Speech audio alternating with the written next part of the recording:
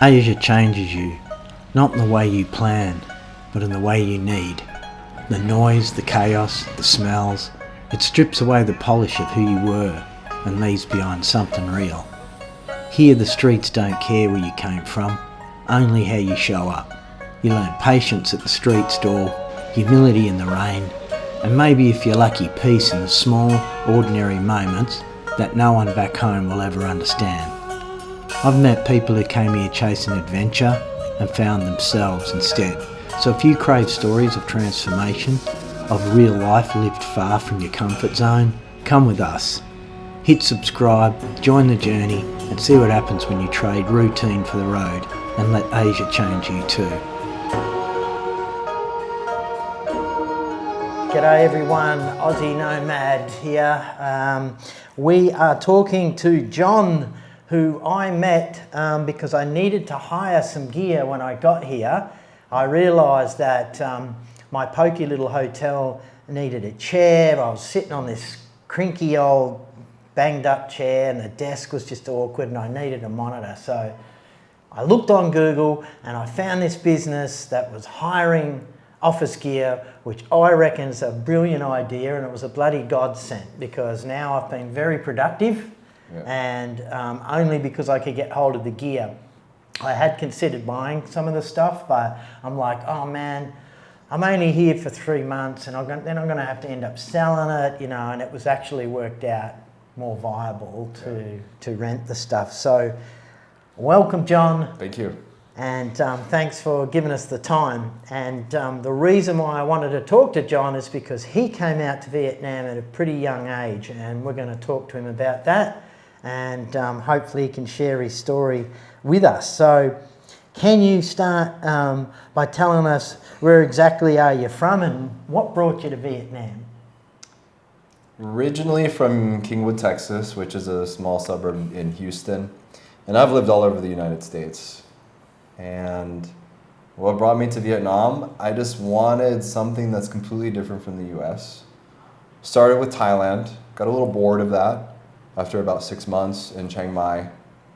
And then I was like, let's go to Vietnam. The only reason I chose it was because a friend of mine said, hey, you should go to Vietnam. And that's the only reason. I knew nothing about the language, nothing about the culture, I just went.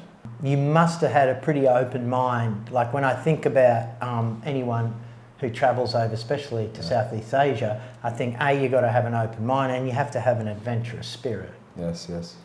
So where did you get that from? It's kind of a crazy story. I met a Taoist monk, and he basically convinced me within an hour to do it. So what it was is I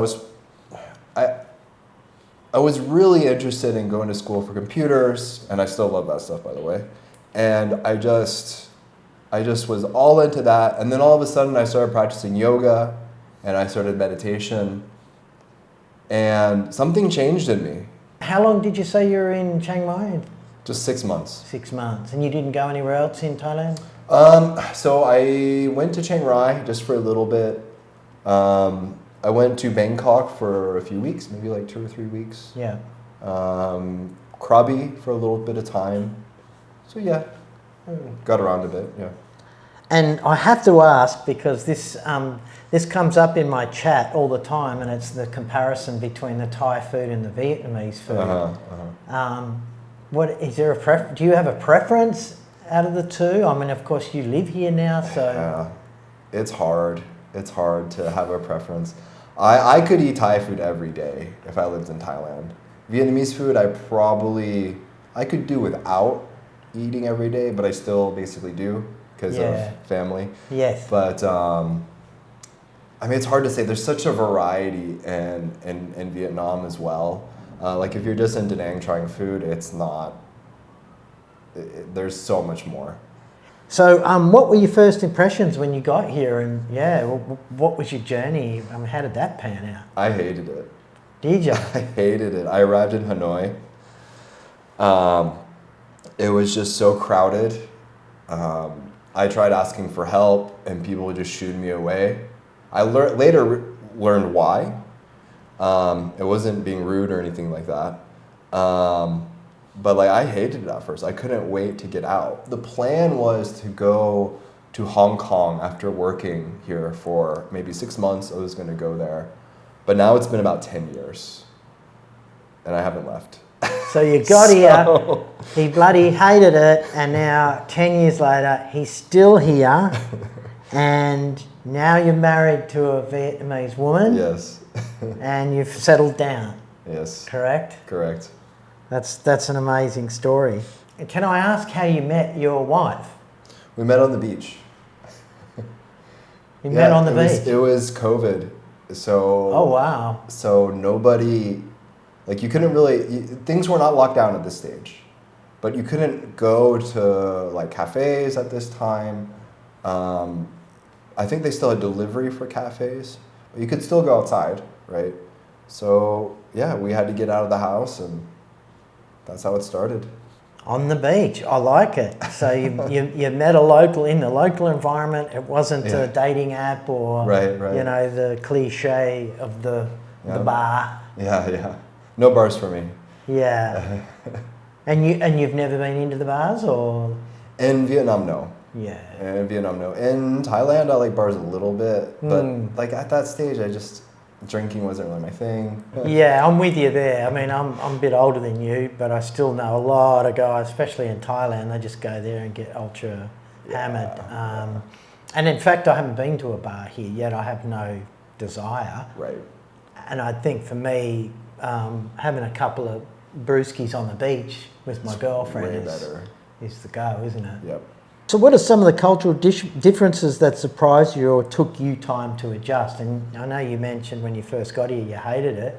Maybe that might have had something to do with it, or does something stand out in your mind that took you a while to kind of get your head around?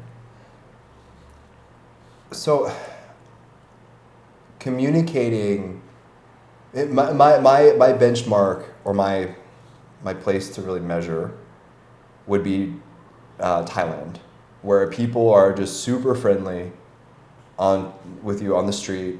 They want to talk very, very openly, very quickly, and they smile immediately. I didn't get that in Hanoi. But as time went by, I didn't care. Like I met a Vietnamese family. I rented a room from them, and they literally became my family. Like when I get sick, they take care of me. I mean, they just did amazing things to help me. And it didn't matter, like, if somebody was, like, friendly on the outside. Like, that doesn't, like, who cares? That's superficial. People who actually look after you and take care of you, that's important. And that's, I honestly really, I got that a lot in Hanoi. I spend a majority of my time there. I also get that here in Da Nang. I mean, and I do have direct family here, so a lot easier to find. Yeah. The experience that I've had is, I mean, you are a foreigner here, and you will probably pay a little bit more. But I would say, like, if you're not paying twice the price, 3 or 4 times the price, who really cares? I mean, the quality of life that you get, the ability to contribute to this amazing community. I mean, if I have to pay like 20,000 extra for something that's, I don't know, 100,000, it's not a big deal to me. I know it's not. I think you can get caught up easily on that. The currency is so small. Yes. Right? And I remember when I was in Bali in Indonesia, it was the same thing. Like the currency is so small. Yeah. And when I was there, you were still getting a lot a for your dollar. Exactly. So that you can fall into that trap and bicker over 10, 20,000. It's nothing, is it? It's 50 cents or something. It's ridiculous. So what's the difference between being part of a Vietnamese family and of course your family back at home? And is there a difference? I mean, it made me realize how important family was. And I don't know, I just didn't see that when I was 20, 25. I mean, 16 years old, nobody sees it, right? No. Especially in the US. Yeah. But like it just made me really understand that, like, hey, like, family is, I mean, it's the most important thing. Is that a reflection of their attitude towards family? Absolutely. I mean, family is so close. It's so important. It's probably the number one thing. I mean, if family needs help, you're there. Yeah. If something happens, you're there. Yeah. So I would say in Vietnam, it's important.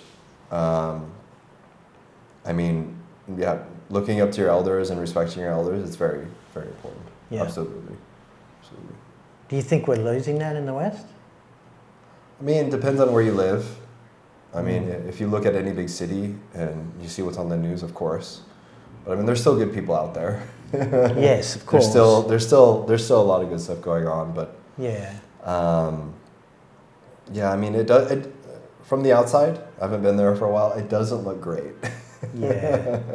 Well, I guess, and also the media tends to... Oh, it rips things apart. You know, if you believe everything mainstream media tells you, I feel sorry for you. So let's talk about the business a little bit that Sure.